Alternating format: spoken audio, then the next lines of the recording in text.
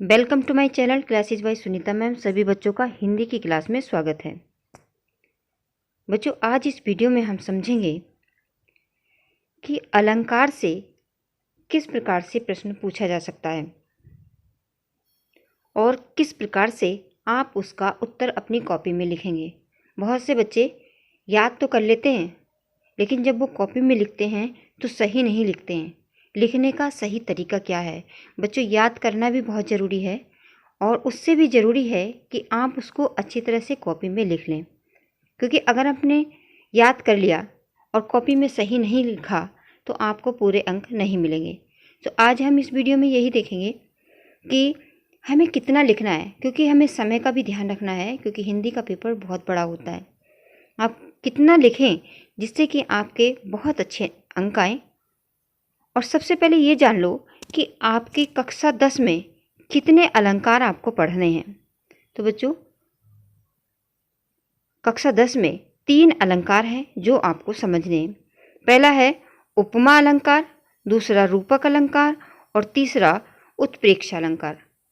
अगर आपने इन तीनों अलंकारों को अच्छी तरह से याद कर लिया, अच्छी तरह से समझ लिया, उसको किस तरह से लिखना है ये भी जान लिया, तो समझ लो कि आपके 2 अंक बिल्कुल पक्के हैं, क्योंकि अलंकार से जो प्रश्न पूछा जाएगा वो 2 अंक का होगा। अब ये किस तरह से परीक्षा में पूछा जा सकता है और किस तरह से आप इसका उत्तर लिखेंगे, इस वीडियो में हम समझेंगे।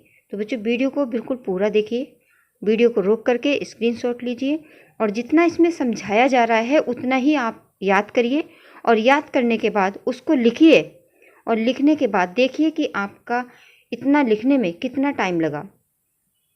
इतना ही याद कर लीजिए तो आपके 2 अंक बिल्कुल पक्के हैं।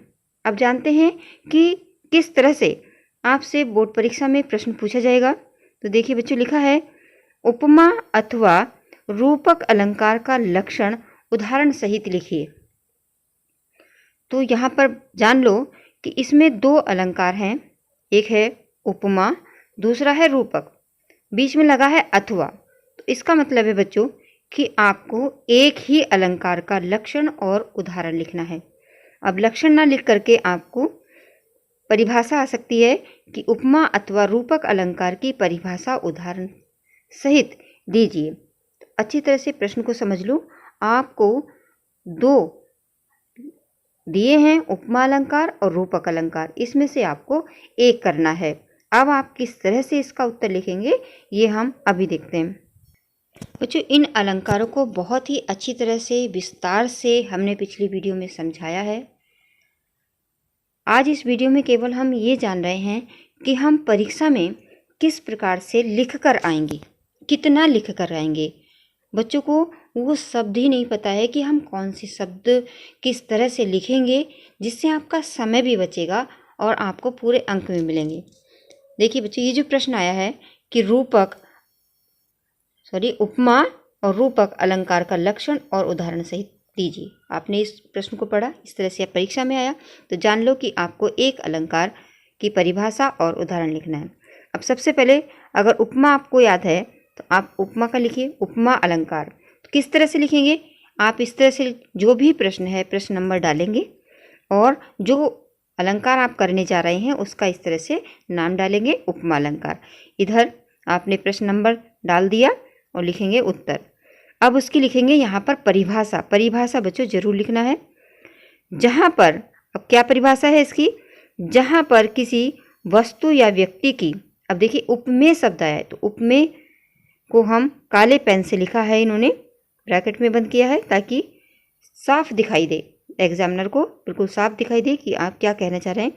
जहाँ पर किसी वस्तु या व्यक्ति की उपमेय किसी अन्य व्यक्ति या वस्तु से उपमान, यानी जिससे तुलना कर रहे हैं वो होता है उपमान, किसी समान गुण, समान धर्म, गुण आदि के आधार पर समानता बताई जाए, वहाँ पर उपमा अलंकार होता है। उपमा अलंकार के 4 अंग हैं, उपमेय, उपमान, समान, धर्म और वाचक शब्द। इतना आपको परिभाषा में बच्चों लिखना है। अच्छी तरह से इन शब्दों को समझ लीजिए। जो बच्चे नए हैं, जिन्हें आता ही नहीं उपमा अलंकार, वो समझ ले। बच्चों, उपमा अलंकार वहाँ होता है जहाँ हम किसी व्यक्ति या वस्तु से दूसरी व्यक्ति या वस्तु से तुलना करते हैं।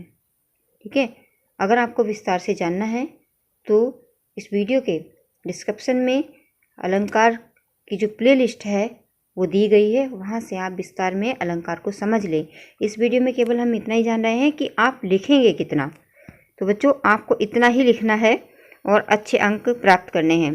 आप इतने शब्दों को लिखिए कि जहाँ पर किसी वस्तु या व्यक्ति की उपमेय किसी अन्य व्यक्ति या वस्तु से उपमान किसी समान धर्म गुण आदि के आधार पर समानता बताई जाए, वहाँ उपमा अलंकार होता है। और उपमा अलंकार के 4 अंग हैं: उपमेय, उपमान, समान धर्म और वाचक शब्द। ठीक है, अब आती है उदाहरण की बात। फिर डालेंगे आप उदाहरण और यहाँ पर लिखेंगे, देखिए, मुख मयंक सब मंजू मनोहर। इस तरह से एक लाइन में लिखेंगे मुख मयंक सब मंजू मनोहर। यहाँ पर फिर लिखेंगे स्पष्टीकरण। अब कुछ बच्चे क्या करते हैं, स्पष्टीकरण शब्द ही गलत लिख देते हैं, टा पे छोटी की मात्रा लगा देते हैं।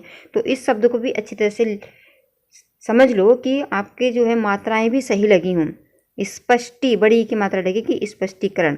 आप लिखेंगे कि यहाँ पर मुख की तुलना सुंदर चंद्रमा से की गई है, अतः यहाँ उपमा अलंकार है। बच्चों, एक लाइन तो आप याद ही कर सकते हैं ना, मुख मयंक सम मंजू मनोहर।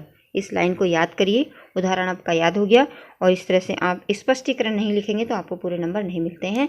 तो बच्चों, आपको स्पष्टीकरण भी जरूर लिखना है।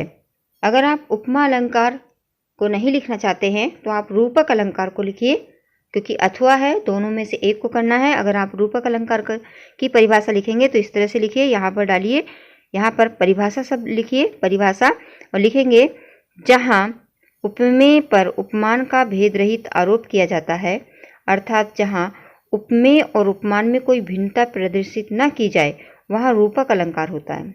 अब यहाँ पर देखिए उदाहरण लिखा है, चरण कमल बंदो हरिराई। इतनी जो ये लाइन है, जो पंक्ति है, उसको अच्छी तरह से याद कर लो, चरण कमल बंदो हरिराई। और ये रूपक अलंकार है। कुछ बच्चे जो है कंफ्यूज हो जाते हैं कि ये उपमा अलंकार है। बच्चों, ये उपमा अलंकार का उदाहरण नहीं है, ये रूपक अलंकार का उदाहरण है, चरण कमल बंदो हरिराई। फिर डालिए यहाँ पर स्पष्टीकरण और यहाँ पर लिखिए कि यहाँ चरणों उपमेय पर कमल उपमान का भेद रहित आरोप हुआ है, अतः यहाँ पर रूपक अलंकार है। बच्चों, इतना सा आपको याद करना है और आपके 2 नंबर बिल्कुल पक्के हैं। तो आप इतना याद करिए और याद करके कॉपी में लिखिए, दोबारा से खुद चेक करिए कि क्या मैंने सही लिखा है। ठीक है, जब आप खुद चेक करेंगे, खुद को नंबर दीजिए, तब आप परीक्षा में अच्छी तरह से लिख कर आएंगे। और बच्चों, अगर ये प्रश्न इस तरह से आए कि उपमा अथवा उत्प्रेक्षा अलंकार का लक्षण उदाहरण सहित लिखिए, तो आप इस तरह से लिख सकते हैं। अभी जैसे आपने उपमा अलंकार को समझा, इसी तरह से आप उत्प्रेक्षा अलंकार की परिभाषा भी याद कर लीजिए। और किसी भी तरह से भी आ सकता है, उपमा अलंकार की परिभाषा भी पूछी जा सकती है, उत्प्रेक्षा अलंकार की भी पूछी जा सकती है और रूपक अलंकार की भी पूछी जा सकती है। तो तीनों अलंकार आप अच्छी तरह से याद कर लें। अभी हमने उपमा अलंकार को समझ लिया है, रूपक को समझ लिया है कि किस तरह से लिखेंगे। अब हम उत्प्रेक्षा को समझते हैं कि अगर उत्प्रेक्षा अलंकार आपको लिखना हुआ तो किस तरह से लिखेंगे। बच्चों, उत्प्रेक्षा अलंकार, जहाँ उपमेय में उपमान की संभावना व्यक्त की जाए, वहाँ उत्प्रेक्षा अलंकार होता है। उत्प्रेक्षा को व्यक्त करने के लिए प्राय मनु, मनो, मानो, जनु, जानो वाचक शब्दों का प्रयोग किया जाता है। अब इसका उदाहरण देखिए, सोहत ओढ़े पीत पटु श्याम सलोने गात, मनो नील मलि शैल पर आतप परियो प्रभात। अच्छी तरह से याद कर लो, सोहत ओढ़े पीत पटु श्याम सलोने गात, मनो नील मणि शैल पर आतप परियो प्रभात। ये इसका उदाहरण है, इसको अच्छी तरह से याद कर लो। ये जो उदाहरण है बच्चों, कभी कभी लिखा हुआ भी आ जाता है और पूछा जाता है कि इसमें बताइए कौन सा अलंकार है। अब इसमें भी आप स्पष्टीकरण लिखेंगे। स्पष्टीकरण लिखेंगे कि उपयुक्त उदाहरण में श्री कृष्ण के श्याम शरीर उपमेय पर नील मणियों के पर्वत उपमान की तथा पीत पटु उपमेय पर प्रभात की धूप उपमान की संभावना की गई है, अतः यहाँ पर उत्प्रेक्षा अलंकार है। बच्चों, इस वीडियो में जितना लिख कर के दिखाया गया है इतना ही आप याद कर लीजिए और लिख लिख कर कॉपी में देखिए और खुद चेक करिए कि कहीं पर कोई अशुद्धि तो नहीं है, आपने कोई शब्द गलत तो नहीं लिखा है। खुद चेक करिए, इससे क्या होगा कि आपकी प्रैक्टिस हो जाएगी और जब परीक्षा में ये प्रश्न पूछा जाएगा तो आप इसको बहुत ही अच्छी तरह से लिखेंगे और अच्छे अंक प्राप्त करेंगे। बच्चों, आज इस वीडियो में हम बस इतना ही पढ़ेंगे, क्योंकि इस वीडियो में केवल आपको लिखना बताया गया है कि किस तरह से आप लिखेंगे। विस्तार से आपको अगर अलंकार के बारे में जानना है तो इस वीडियो के डिस्क्रिप्शन बॉक्स में प्लेलिस्ट है अलंकार की, वहाँ से आप समझ सकते हैं। इस वीडियो को देख करके आप बच्चों प्रैक्टिस जरूर करना, क्योंकि याद करना भी अलग बात है, लेकिन उसको लिख कर आना बहुत बड़ी बात है। क्योंकि जब आप लिखेंगे तभी आप अंक प्राप्त करेंगे। कुछ बच्चे क्या करते हैं, याद तो करेंगे लेकिन लिख के गलत आएंगे, तो उससे आपका कोई फ़ायदा नहीं होगा और सारी मेहनत बेकार जाएगी। तो आप जितना इस वीडियो में लिख करके दिखाया गया है उतना ही आप याद कर लीजिए। अगर आपको कोई और उदाहरण याद है तो आप वो उदाहरण लिखिए, ठीक है बच्चों, लेकिन सही लिखिए, शुद्ध लिखिए और अच्छे अंक प्राप्त करिए।